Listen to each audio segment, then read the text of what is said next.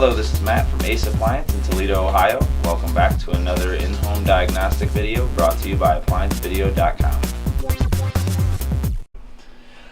Okay, well, what we're going to be doing is, this is a Jenn-Air wall double oven, and we're going to be pulling the unit, and we're going to be replacing the two control boards. It's a double line break relay, and there's a power transformer board, and then another control board that we're going to be replacing on this unit.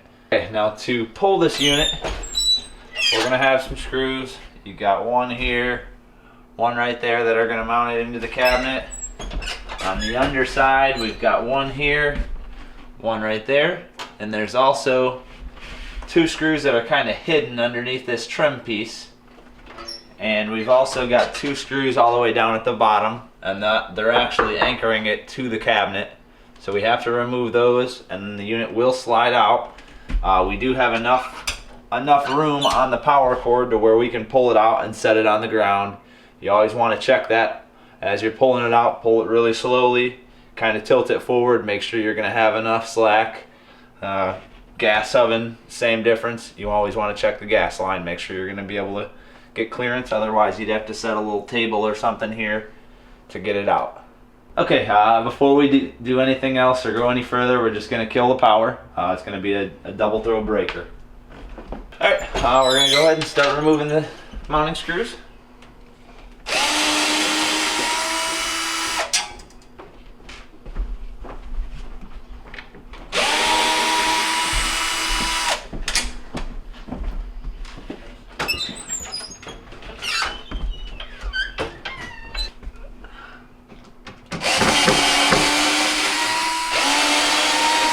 Off here.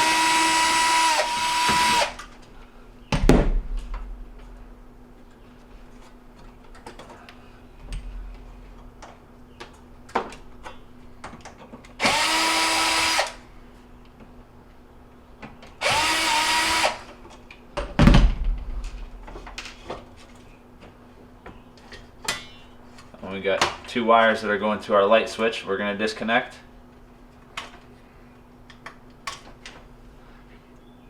They are the same size. Doesn't really matter. You're just going to be completing a circuit, so it doesn't matter the order you put them back on. And we've got the two hidden screws here on each side. These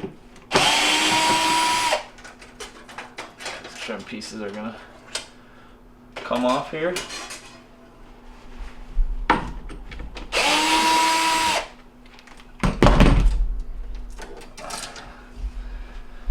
And we just have two screws on the bottom.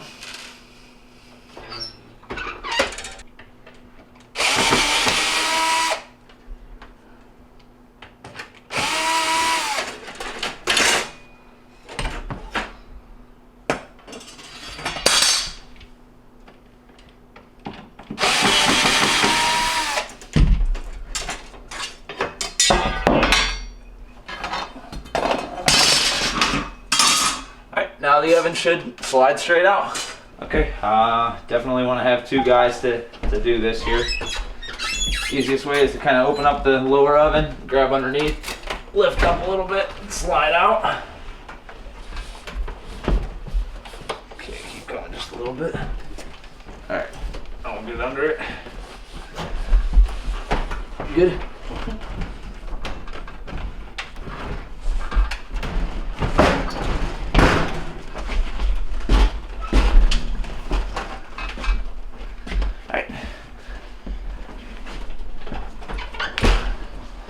Now we're just gonna rotate it around here.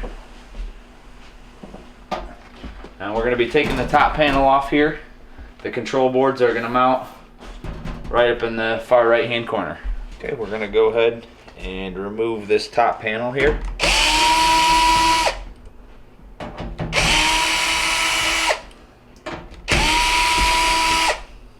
These are all 1/4 inch screws.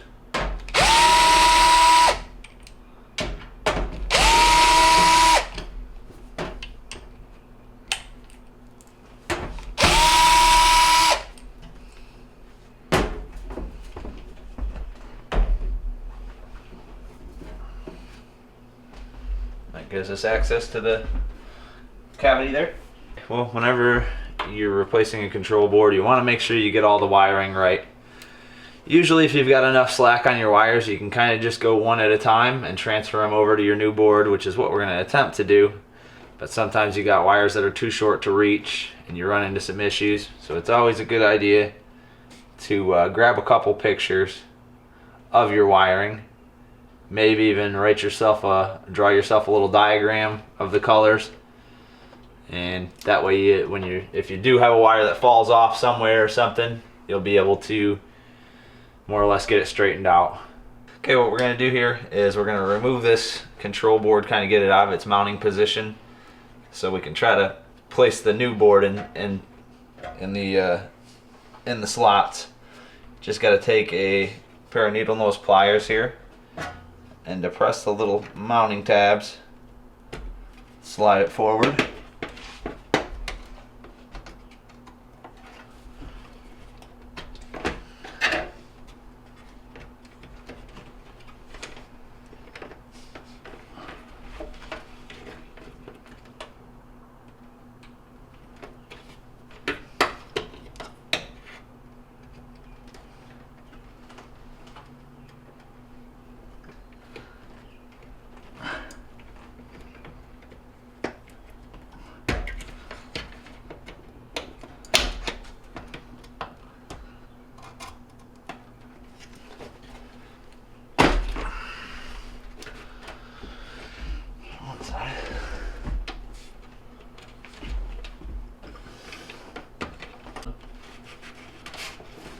Okay,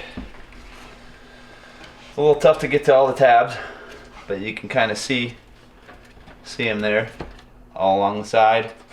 So there's a total 1, 2, 3, 4. There's a total of 8 tabs that are on here. And now we are going to kind of try to get this out of the way a little bit. And then we're going to start moving the wires to the new board. We'll go ahead and mount this new one in place.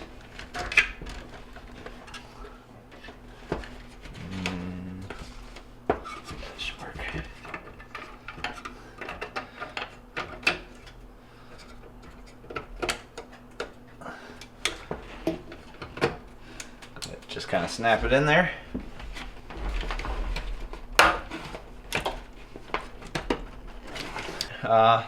What I use is called a tack puller to remove the terminals. You can also use a flathead screwdriver. This just has a little bit of a pitch to it, so it makes it a little easier to pop the terminals off. Just go ahead and pry it like that.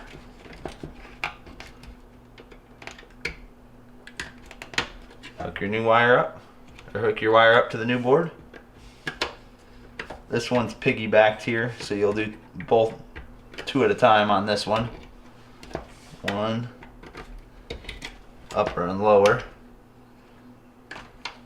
We're gonna have some hard time getting this to reach here.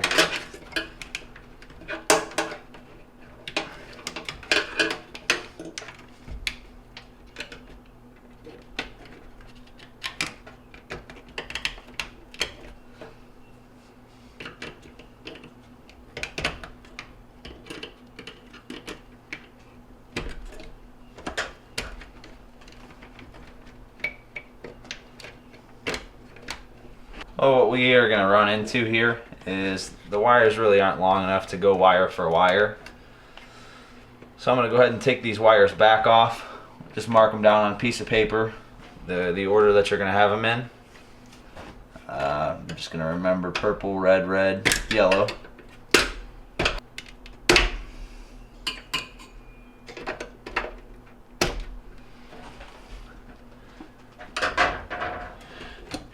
Try to run them behind the control board here, if at all possible.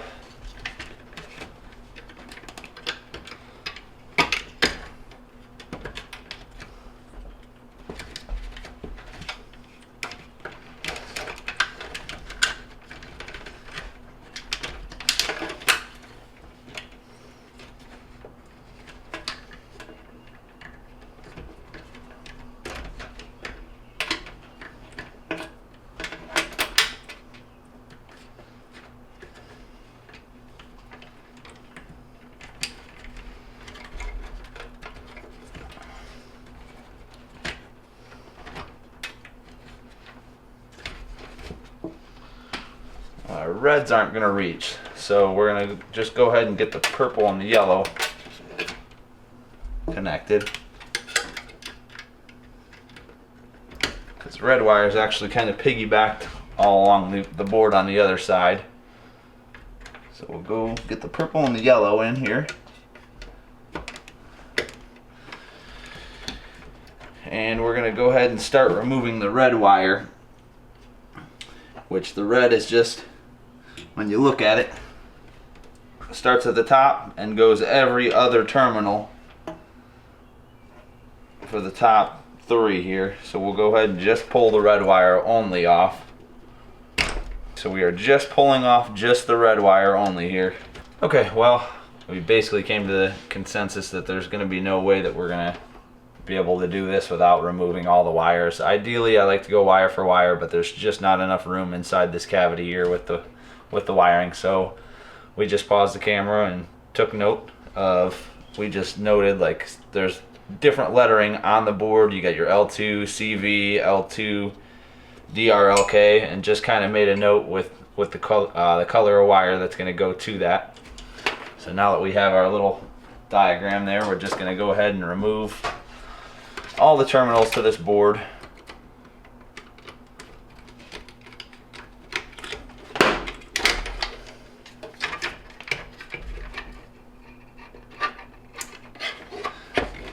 Our new relay looks a little bit different, but if you look really closely, it's going to say common on the one side, and you got like a normally closed marker right here. So you're just going to want to make sure you put the wires back. I'll put the black one right here on the one that says common.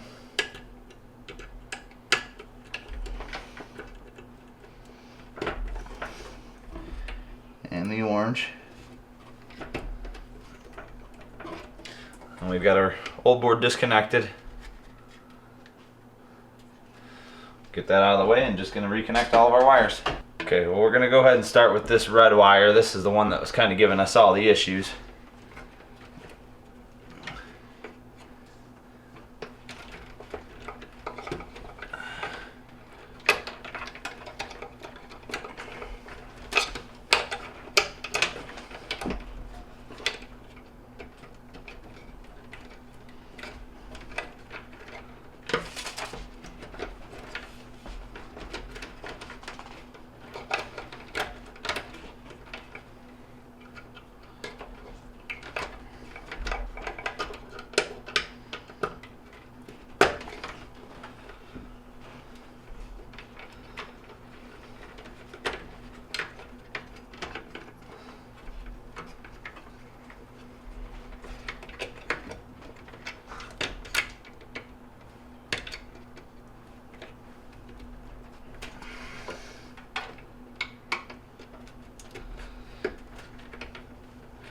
Okay, now we're just gonna have blue, which is gonna go on CV.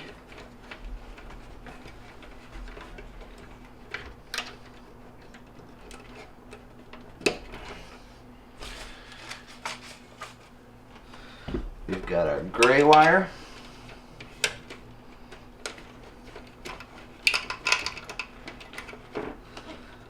Which is gonna go to DRLK.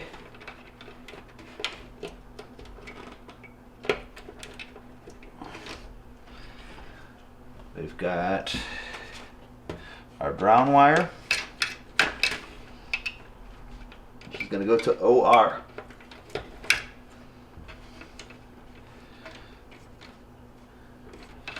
We've got the other side of this black wire here, which has got the kind of a triple piggyback there. That's going to go to L1. That's a line voltage.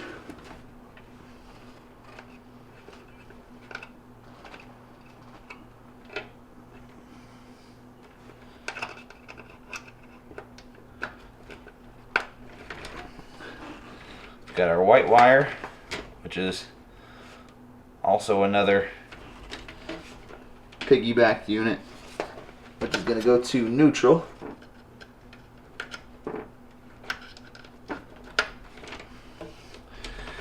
green wire ground. It's almost hidden underneath the transformer here. I have to sort of do it by feel. And then we just have our 1 Molex here.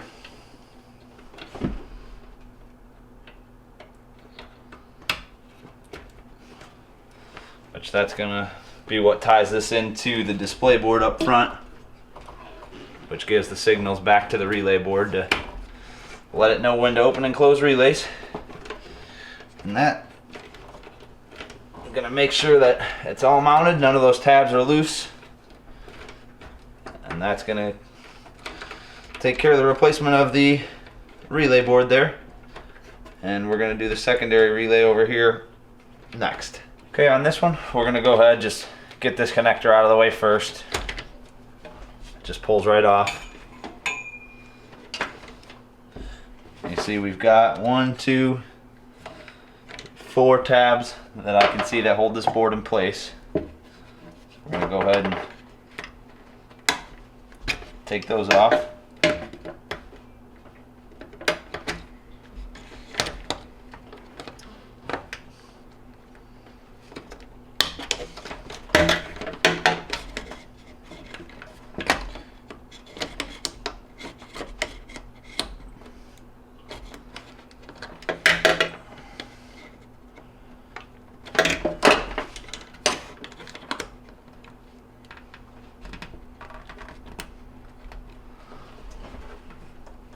One down here at the bottom's a little tough to get to.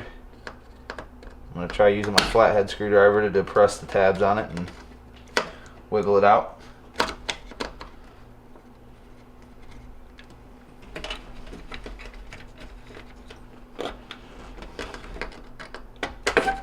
Go.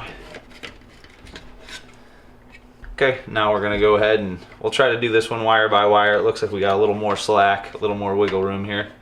Just gonna set that up out of the way.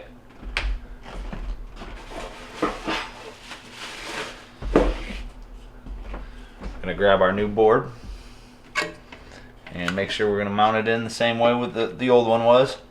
If you see, your mounting tabs are a little off-centered, so it'd be hard to, you really couldn't mount it wrong, but just want to remember that this connector is on the right hand side.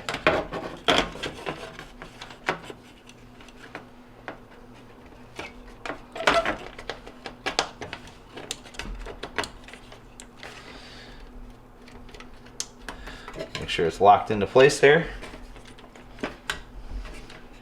And we're going to go ahead and start transferring the wires over. We're going to go ahead and start with the relay here.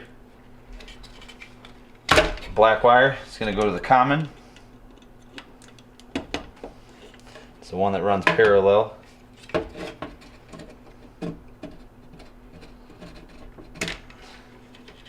Orange wire to the relay.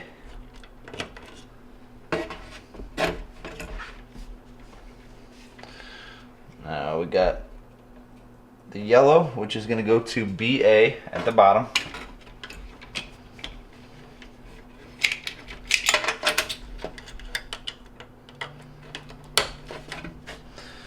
We'll do our red wire next. So we got L2, L2, L2. It's all L2 feeds. Basically this wire is just jumping around to feed voltage to one side of the relays, I believe.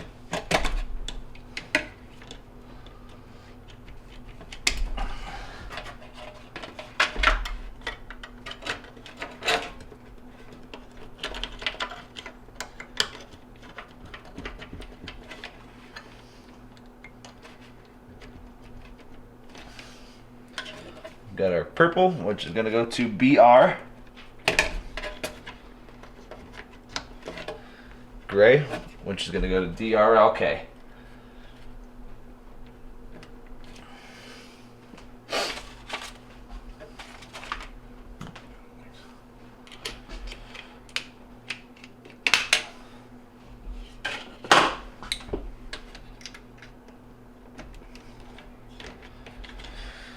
Okay, just do a quick overview.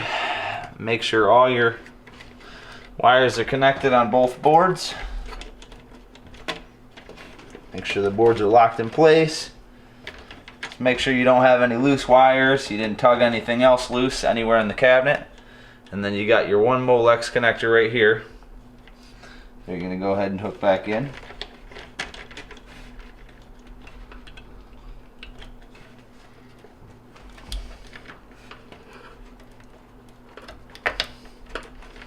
Lock that in place. Get all your tools outside the cabinet.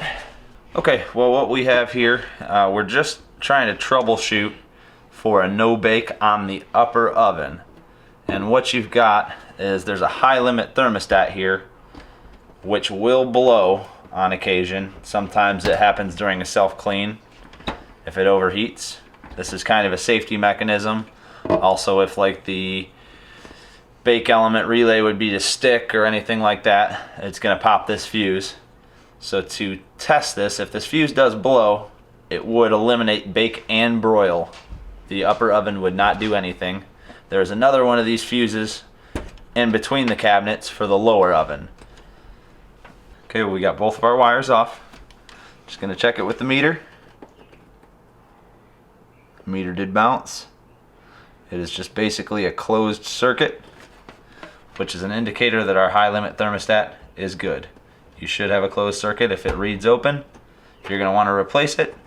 And you'll also want to check your heat circuit. You know, your relay may be stuck closed. You may have a shorted element. You want to check through your wiring, because usually when that blows, it's because something else has failed and the oven has overheated. So before we test it, we're going to go ahead, put the top panel back on.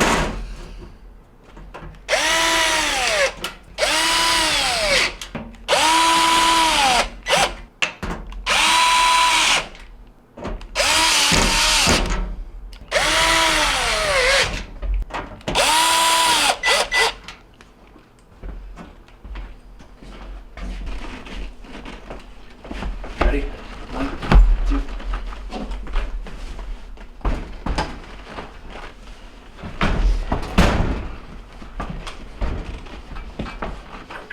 There we go.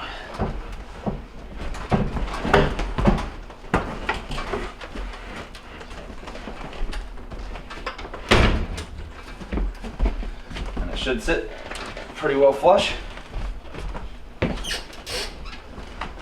Go ahead and make sure your screw holes are going to line up for you. Alright, well, what we're going to do is we're just going to check it. Ideally, you're going to want to check it before you set it back up into the cavity in case you do have a problem. We did check it really quick, but we didn't want to get it too hot. So we got it up in there, and we are going to go ahead and check bake and broil. So we'll flip the power back on. Alright, well, first thing, we're just going to reset our clock. Gonna go ahead and hit the clock button. It's already set to PM.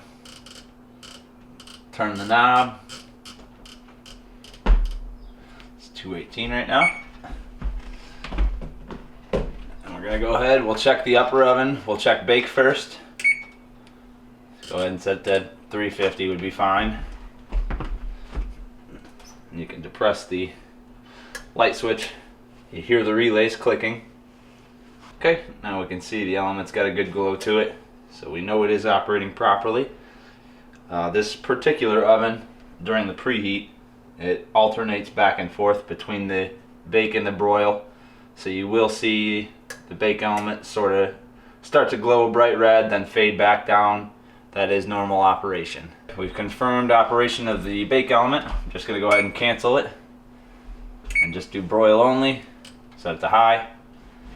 And we'll let that broil element come on.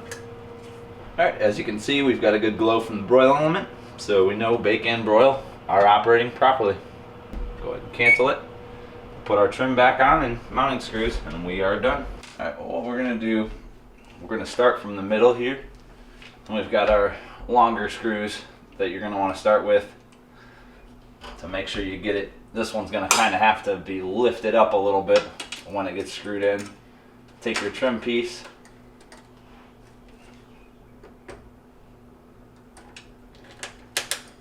it's going to go a little bit on an upward angle there to hit the hole.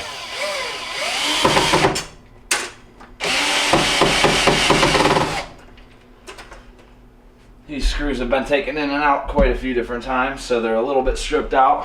Whenever you got a stripped out screw like that, you want to just try to put as much pressure on it as you can to prevent the drill from slipping, stripping it out more.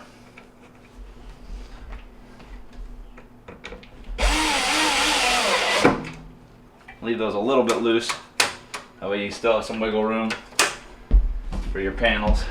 Hidden screws, which look a little different, they don't have the white coating because they're not visible. We'll put those in before we put our cover piece on.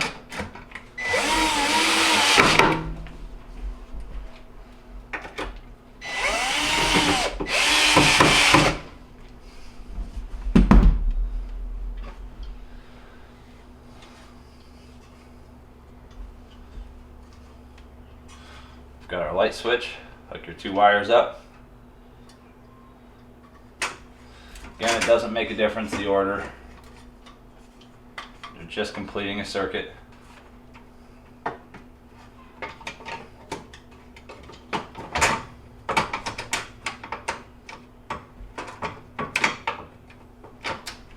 You got your 4 short stubby screws that hold this panel on.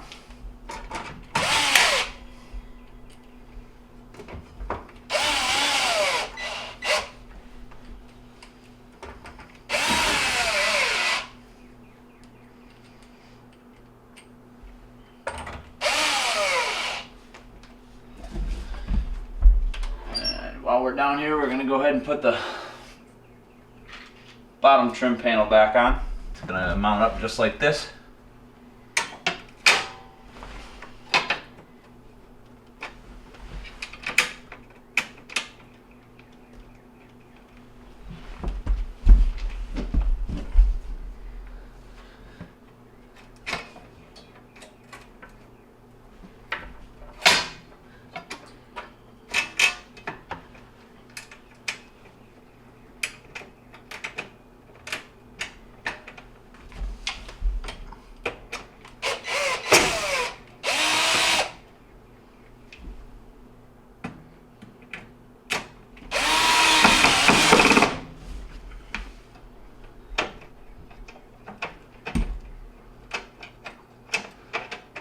You'll be able to kind of tell if the screw misses like that one did. Went straight in, didn't hit anything. You might have to kind of try to angle it a little bit more to get it to catch some wood.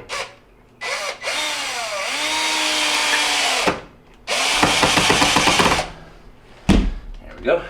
Now we just have our top trim pieces and we're done. Well, as we were getting it back together, just realized that on your trim piece here, the hidden screw actually goes through the bottom side of this trim piece. So we're going to have to take the cover back off here and pull the hidden screws back out.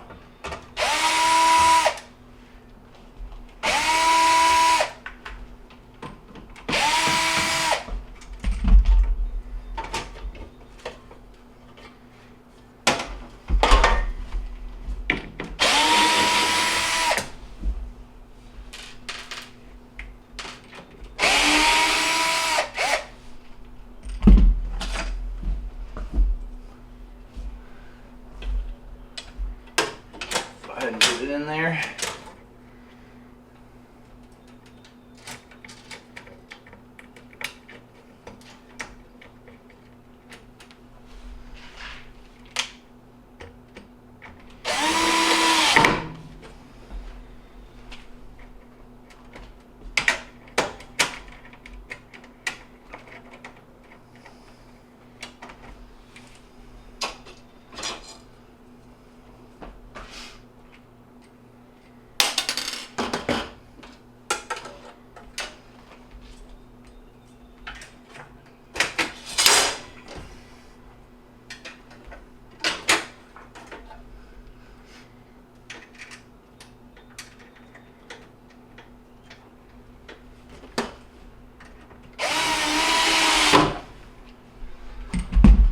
Pop our cover piece back on.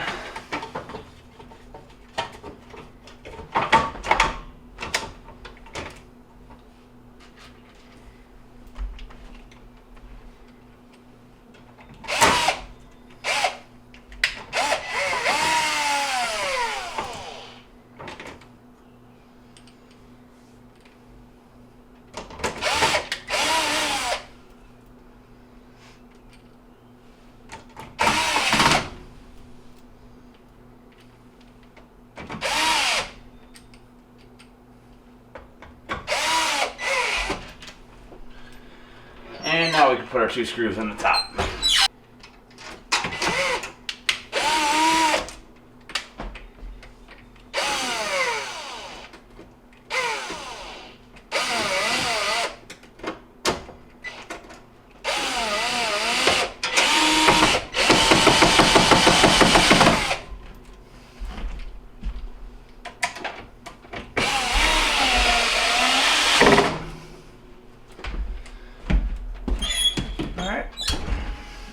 That will complete our repair. Thank you for watching another quality video from ApplianceVideo.com.